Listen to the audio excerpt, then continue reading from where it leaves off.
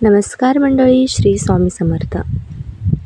तर आपण बघणार आहोत श्री स्वामी समर्थ यांचे जीवनाचे कल्याण करणारे अनमोल विचार.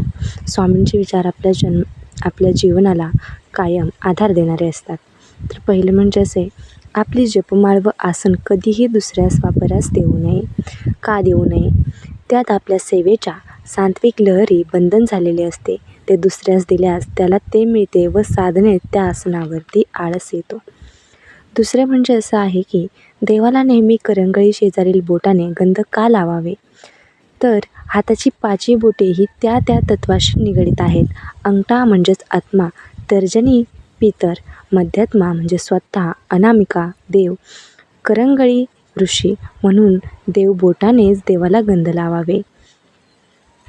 समईत नेहमी 1, 3, 5, 7 अशा विषमवाती का असाव्यात? सम का असू नयेत? तर विषम तत्व हे तम आहे. त्यामुळे आपल्याकडे येणारे तम हे विषम उसळते व तात्विक लहरी प्रस्थापित करते. म्हणून अंगावरती फाटलेला कपडा कधीही का शिवू नये? तर आपण अंगावरती फाटलेला कपडा का शिवू नये? तर पितरांना दोष लागतो म्हणून. 5. उंबरठ्यावरती बसून का शिंकू नये? त्याचं उत्तर असं आहे बघा. उंबरा हा मुळात बसण्यासाठी नाही. तिथे सर्व तीर्थे बसतात. तिथे घराची सात्विक ऊर्जा स्तंभित असते. शिंकेने तिला व्यास येतो, त्यामुळे अपशकुन घडतो. म्हणून घडल्यास पाणी शिंपडावे. 6. निजलेल्या माणसास का ओलांडून जाऊ नये? तर झोपलेला हा शव असतो म्हणजे शिव असतो म्हणून. 7.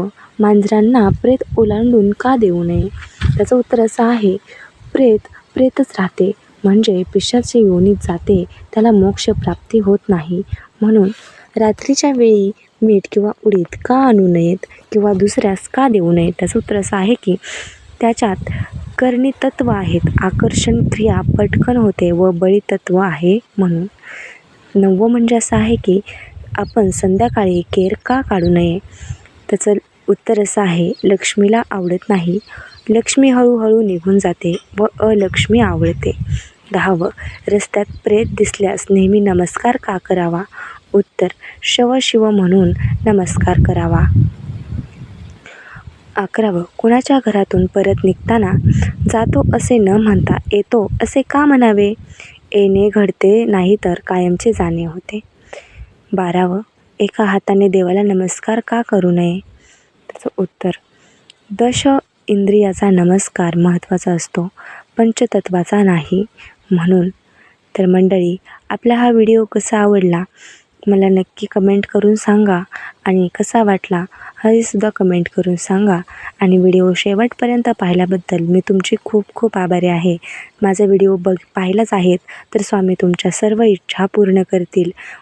तर चॅनलला तुम्ही सबस्क्राईब नक्की करा. धन्यवाद मंडळी. श्री स्वामी समर्थ. भेटूयात आपण पुढच्या व्हिडिओमध्ये.